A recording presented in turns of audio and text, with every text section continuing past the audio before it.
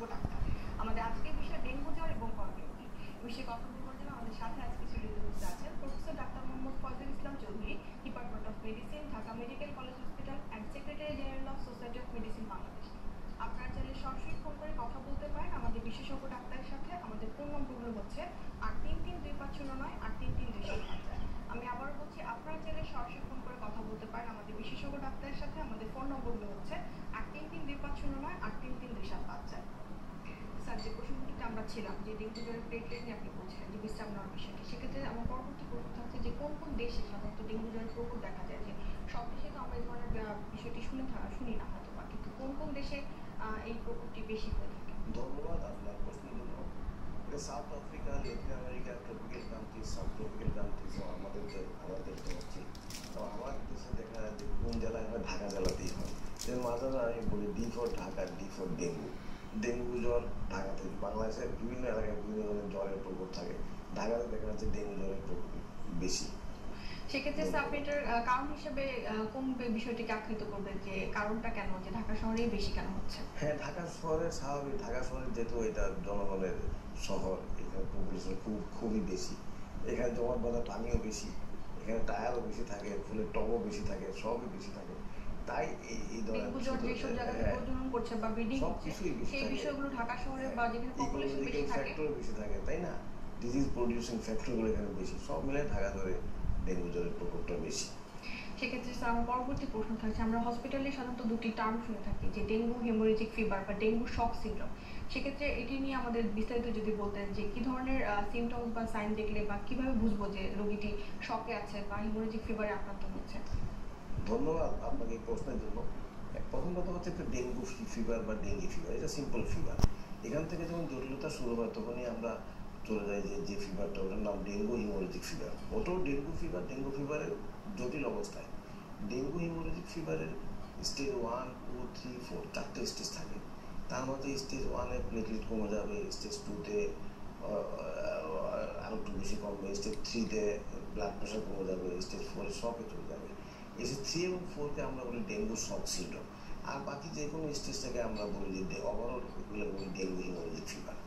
Dengue haemorrhagic fever হলে যেটা পেশেন্টকে এবং ডাক্তারকে দু গ্রুপকে খুবই সচেতন, কনসাস হতে হবে তার চিকিৎসার বেলায়।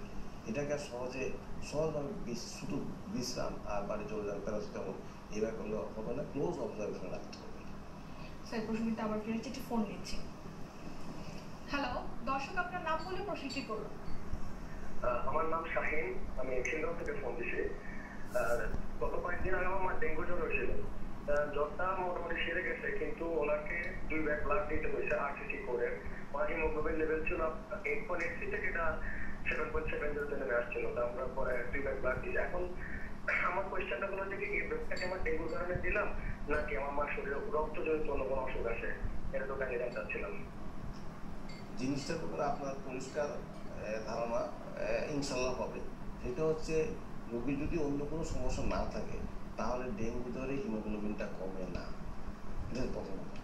আপনার আম্মার হিমোগ্লোবিন এতটাই কমে গিয়েছিল যে 6 না 7 বললেন, নিশ্চয়ই অন্য কোনো সমস্যা ছিল, এবং এই হিমোগ্লোবিনটা অন্য ওই সমস্যার জন্য আপনার হিমোগ্লোবিন দেওয়াটা আমার কাছে মনে হয় অ্যাপ্রোপ্রিয়েট ছিল, রক্ত দেওয়াটা। ধন্যবাদ। দর্শক, অনেক ধন্যবাদ আমাদের প্রশ্নটি করার জন্য। যে দর্শক বলছিলেন যে তার হিমোগ্লোবিন লেভেল কমে গেছে। ডেঙ্গু জ্বরে সাধারণত আমরা হিমোগ্লোবিন কমে যাওয়ার বিষয়টি খুব একটা দেখি না বা পরিচিত না। তাহলে সেক্ষেত্রে তার ফার্দার ইনভেস্টিগেশন বা ফার্দার ট্রিটমেন্ট প্রসিডিউরে যাওয়া উচিত। আপনার আমার কেন হিমোগ্লোবিন কমলো, এটা তো আপাতত হিমোগ্লোবিন রিপ্লেস করলেন বাই ব্লাড দিয়ে, কিন্তু কেন হিমোগ্লোবিন কমলো এটা তো আর এক্সটেন্সিভ ইনভেস্টিগেশন করা উচিত। সেক্ষেত্রে স্যার, আমি যে প্রশ্ন করতেছিলাম যে ডেঙ্গু শক সিনড্রোম নিয়ে আপনি বলছিলেন যে অনেক সময় রোগীরা এসে থাকে, সেক্ষেত্রে কি ধরনের সাইন বা ম্যানিফেস্টেশনসগুলো তাদের মধ্যে দেখা যায়? হ্যাঁ, ডেঙ্গু শক সিনড্রোম প্রথমত ডেঙ্গুর একটা হিস্ট্রি থাকবে। তাহলে ডেঙ্গু জ্বরটা চলে গেছে, তারপর দেখা যায় পেশেন্ট কোলাপস করছে। কোলাপস করতে হতে পেশেন্টের ব্লাড প্রেশার কমে গেল, পালস কমে গেল, অনেক সময় কনসাসনেস হারায় গেল। এই পেশেন্টকে আপনার তখন আর বাসায় রাখা যাবে না, এটা আপনার মেডিকেল কলেজ যে কোনো হাসপাতালে এটাকে নিতে হবে, এবং অনেক সময় আইসিইউর প্রয়োজন হয়ে দাঁড়ায়। তখন তাকে ফ্লুইড রিপ্লেসমেন্ট, লাইফ সেভিং সব ম্যানেজমেন্ট দিতে হবে। সেই ব্যাপারটিকে আমরা আইসিইউতে রেখে তারই ট্রিটমেন্টটা করে থাকি। নট অলওয়েজ, কিন্তু অনেক সময় আমাদের যদি আনকনসিয়াস হয়ে যায়, রেসপিরেটরি সিস্টেমের সমস্যা শুরু হয়, তখন আমরা ব্লাড ট্রান্সফিউশন বা ফ্লুইড রিসাসিটেশন, ফ্লুইড রিপ্লেসমেন্ট হচ্ছে main, not the blood transfusion. আবার আসছি স্যার, একটু ফোন নিচ্ছি। হ্যালো দর্শক, আপনার নাম বলে প্রশ্নটি করুন। জি স্যার, আমি নূর বলছি গুলশান থেকে। আমি ডাক্তার সাহেবকে একটা প্রশ্ন করতে চাই। স্যার শুনতে পাচ্ছেন? আপনার প্রশ্নটি করুন। হ্যাঁ, আমার প্রশ্ন আপনার হলো যে আমার 2 মাস আগে ডেঙ্গু একবার পেয়ে গেছে আর কি। আমি এখন সুস্থ, কিন্তু আমি জানতে চাচ্ছি যে এই এডিস মশা আবার কামড় দিলে আবার কি হতে পারে কিনা, 1 নম্বর কথা। 2 নম্বর কথা, এটা সিরিয়াসনেসটা কতটুকু থাকবে এবং সিস্টেম কি একই থাকবে নাকি অন্য কোনো সিস্টেম হবে? হ্যাঁ, প্রথম উত্তর আবার হতে পারে, কারণ এটা তো অনেক ধরনের টাইপ আছে, এক টাইপ অনেক ধরনের টাইপ আছে। দ্বিতীয় কথা হচ্ছে সিরিয়াসনেস আরো বাড়তে পারে, কারণ আপনার বডি প্রাইম হয়ে গেছে, পরিচিত হয়ে গেছে তার কাছে, এখন সে আরো দূরে সরে আক্রমণ শুরু হবে। সুতরাং আপনাকে আবার যখন জ্বর আসবে তখন আপনাকে আরো সচেতন হতে হবে। ধন্যবাদ। দর্শক অনেক ধন্যবাদ আমাদের প্রশ্নটি করার জন্য। যুক্তিগত একটি প্রশ্ন ছিল যে একবার ডেঙ্গু হয়ে গেলে তার দ্বিতীয়বার হওয়ার সম্ভাবনা থাকে কিনা। সে প্রশ্নটা স্যার আমি জিজ্ঞেস করতে চাচ্ছিলাম যে কোনো একজন ব্যক্তি যদি একবার ডেঙ্গু হয়ে যায় তাহলে তার দ্বিতীয়বার হওয়ার সম্ভাবনা থাকে, সেক্ষেত্রে তার যে লক্ষণ উপসর্গগুলো সেগুলো আরো বেশি মাত্রায় তার মধ্যে দেখা যাবে। এটার কারণটা স্যার কি? কারণটা ইমিউনোলজিক্যালি প্রাইমড হয়ে আছে, তো বডি তো ডেঙ্গুর কাছে অচেনা ছিল, অচেনা একটা জিনিসের প্রিপারেশন নিতে একটু সময় লাগে। এখন তার তো পরিচিতি লাভ করেছে বডি, ইমিউন সিস্টেম। এখন সে তো বডির immune system, immune mechanism face করতে যায়, তো এই সমস্ত জিনিসগুলো সাইন সিমটমগুলো তৈরি হয়ে যায়। তারপরে সাইন সিমটম হওয়া মানে কি, আপনি আরো আক্রান্ত হয়ে গেলেন। প্রাইমারি স্টেজগুলো সে এখন কভার করে দেখা যায়, পরবর্তীতে যখন তার ডেঙ্গু হচ্ছে তখন তার অ্যাডভান্স সিমটমগুলো। সেক্ষেত্রে আমার বড় প্রশ্ন থাকছে যে আমরা ডেঙ্গু জ্বরকে সাধারণত কিভাবে ক্লিনিক্যালি ডায়াগনোসিস করে থাকি, যে কি কি পরীক্ষা নিরীক্ষার মাধ্যম দিয়ে যে আমরা তাকে কনফার্ম করি যে তার ডেঙ্গু জ্বর হয়েছে? খুবই মূল্যবান প্রশ্ন। প্রথম কথা তো আপনি ইনভেস্টিগেশন ছাড়া তো আপনার আইডিয়া হতে পারে যে ডেঙ্গু জ্বর। মানে একজন রোগী যদি বলে যে আমার অল্প অল্প জ্বর, বিকেল জ্বর আছে, 1 মাস জ্বর, এটাও তো আপনি ডেঙ্গু ভাববেন না। আপনি ডেঙ্গু ভাববেন আমি যেভাবে বলেছিলাম ওই ধরনের জ্বরকে। তো প্রথম পরীক্ষাটাই হচ্ছে আপনার complete blood count with ESR, urine আরি, এগুলো হচ্ছে প্রথম পরীক্ষাটাই। এই কমপ্লিট ব্লাড কাউন্টে আপনার ইনডাইরেক্ট অনেক কিছু এভিডেন্স পাওয়া যায়। মনে করেন যে ভাইরাল ফিভারের কিছু এভিডেন্স পাওয়া যায়, আবার ডেঙ্গু ফিভারের কিছু ইনডাইরেক্ট এভিডেন্স পাওয়া যায়। ভাইরাল ফিভার এভিডেন্স মনে করেন যে কোনো ভাইরাল ফিভারের কমপ্লিট ব্লাড কাউন্টে ডাব্লিউবিসি কাউন্টটা বাড়ে না, নর্মাল থাকবে। লিকোপেনিয়া হতে পারে, লিকোপেনিয়া হবে, লিম্ফোসাইটিস, রিলেটিভ লিম্ফোসাইটিস হতে পারে। এগুলো প্লেটলেট কাউন্টটা যদি কমে যায়, এটা মোর গোজ ইন ফেভার অফ আপনার ডেঙ্গু ফিভার। তারপর আরো এইচসিপি, এগুলা এইচসিপিটা একটু বাড়তে পারে। ইএসআর ডেঙ্গু ফিভারে ইএসআরটা বাড়ে না, হিমোগ্লোবিন পার্সেন্টেজটা ডেঙ্গু ফিভারে কমে না। এই একটা আইডিয়া, আবার জার্নালাইজ একটা আইডিয়া হয়ে গেল। এই আইডিয়া থেকে আপনার একটু অভিজ্ঞ চিকিৎসক বুঝতে পারেন যে আমার ডেঙ্গু হতে পারে। তারপর নিয়ার কনফার্ম তো হয় না। নিয়ার কনফার্মের জন্য আপনার প্রথম দিন যেদিন আসবে সেদিন কনফার্মেটরি ডায়াগনোসিস আমরা আসছি, একটু ফোন নিচ্ছি। হ্যালো দর্শক, আপনার নাম বলে প্রশ্নটি করুন। আমার নাম মোর্শেদ, আমি ফাইজুল ইসলামের সাথে কথা বলছি। জি স্যার শুনতে পাচ্ছেন? আপনার প্রশ্নটি করুন। ফাইজুল ইসলাম স্যার আমার খুব পরিচিত। আমি ওনার সাথে জিজ্ঞাসা করতে চাই, ডেঙ্গু জ্বর হলে এবং ডাবের পানি আর শুধু পানি গাড়ি নিচে চলে যায় কিনা? হ্যাঁ, শুধু পানির মিনারেলস নাই। ডাবের পানি তো ওটা মহা পানি, এটা ডাবের পানিকে তো আমরা পানি বলবো না, মহা পানি, কারণ এটা অনেক কোয়ালিটি, পটাশিয়াম থাকছে, অনেক কোয়ালিটি এখানে আছে। ডাবের পানি খেতে পারেন, তো ডাবের পানি দিয়ে আর কত ডাব খাবেন, তাই না? এই জন্য আপনার এই পানীয় ভিতর ডাবের পানি তো অবশ্যই খাবেন। আমরা যেটা ট্রিটমেন্টটা আমরা সাজেস্ট করবো। আর যদি প্রয়োজন হয় তাহলে আপনার ফ্লুইড রিপ্লেসমেন্ট, ইন্টারনাল ফ্লুইড নিতে পারবেন। দর্শক অনেক ধন্যবাদ আমাদের প্রশ্নটি করার জন্য। দর্শক যেটি বলছিলেন যে ডাবের পানি খাওয়া, ডাবের পানি সে পানি হিসেবে খেতে পারেন, কিন্তু তার ফ্লুইড রিসাসিটেশনের ব্যাপারটি একটি ইম্পর্টেন্ট ভূমিকা পালন করছে এখানে। শুধুমাত্র ডাবের পানি খেয়েই শুধুমাত্র ডেঙ্গু জ্বরের চিকিৎসা হয়তো বা ঠিক হবে না।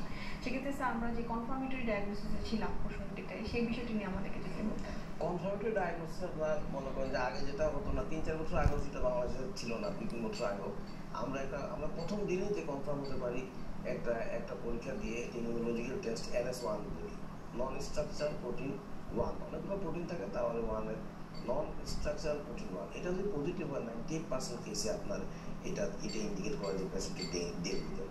তার পিসিআর তো আমার দেশে এখন সব জায়গাতে হয় না। এটা আপনার প্রথম দিন থেকে 18 দিন পর্যন্ত এটা পজিটিভ থাকে এবং 20-25 মিনিটের ভিতরে এটা পিসিআরটা করতে সময় লাগে মাত্র। সুতরাং এটা প্রথম দিনে পাওয়া যায়। এটা তো ছিল না, তখন আমরা 5-7-6 দিন গেলে পরে আমরা ডেঙ্গু অ্যান্টিবডি করতাম। শুরুর দিকে আমাদের এই ধরনের ডেঙ্গু অ্যান্টিবডি আমাদের শুরুতে ডেঙ্গু যদি 2001 সাল থেকে বাংলাদেশে পরিচিত 2000 সাল থেকে শুরুতে কিন্তু আমরা ইমিডিয়েটলি কিন্তু কনফার্ম করার মতো কোনো আমাদের ছিল না, পথ ছিল না। আর 5-6 দিন যাওয়ার পরে ডেঙ্গু অ্যান্টিবডি টেস্ট পজিটিভ হতো, তখন আমরা বুঝতাম যে তার ডেঙ্গু আমরা দেখতে পারতাম। ঈদের গত 2-3 বছর NS1 চলে আসতে আমরা প্রথম দিনে আমরা বুঝতে পারছি সেটা ডেঙ্গু। সুতরাং কনফার্মেটরি NS1 বলেন, পিসিআর বলেন, আর নিয়ার কনফার্মেটরি ডেঙ্গু অ্যান্টিবডি, এটা যেটা ডাক্তারদের বা রোগীদের জন্য বলি। NS1 টেস্টিং এটা কি বছরে সব সময় করি নাকি ওই সিজনটাতে বেশিরভাগ? না, এটা যখন জ্বর হবে তখনই করব। যেকোনো রোগী যদি জ্বর কমপ্লেইন নিয়ে আসে তাহলে আমরা সিজনাল ভ্যারিয়েশন না, তখন আমরা প্রাইমারিলি তাকে NS1 করি। এখানে যেটা আমি বলতে চাচ্ছিলাম যে ডেঙ্গু অ্যান্টিবডি এটা জ্বরের 2-3-4 দিনের ভিতরে করলে ঠিক হবে না, রোগীর পয়সা দেওয়ার কিন্তু কাজ হবে না, এটাই করতে 5-6 দিন পরে। সেক্ষেত্রে স্যার আমি জানতে চাচ্ছি যে অনেক সময় কিন্তু আবারও বলি, এটা যে NS1 যদি নেগেটিভ হয়, আপনি রোগী তো বলেন নেগেটিভ, আমার ডেঙ্গু জ্বর নাই, তখন আপনি বলেন না, সব কেসে কিন্তু এটা সব 100% কেসে পজিটিভ হবে, 98% কেসে পজিটিভ, 2% ক্ষেত্রে পজিটিভ না হতে পারে। তো অন্যান্য সাইন সিমটম, সিম্পল ব্লাড পরীক্ষা সব করেই আমরা বুঝতে পারি যে ডেঙ্গু জ্বর তার হয়েছে কিনা। সেক্ষেত্রে স্যার ডেঙ্গু জ্বর কনফার্ম হওয়ার পরে আমরা কি ধরনের চিকিৎসা তার রোগীদেরকে দিয়ে থাকি, এই বিষয়টি নিয়ে যদি আমাদের। ডেঙ্গু জ্বর কনফার্ম হওয়ার পরে প্রথমত এটা ভাইরাল ফিভারের rest must, complete bed rest. জ্বর যখন বেশি হবে, বেশি তখন প্যারাসিটামল, একটু অ্যান্টিহিস্টামিন দিতে পারি। এখানে আবার বলে দিচ্ছি, শরীর ব্যথা, মাথা ব্যথা, ঘাড়ে সব ব্যথার জন্য যদি NSAID ব্যথানাশক ঔষধ ডেঙ্গু জ্বর হলে কখনোই খাবেন না।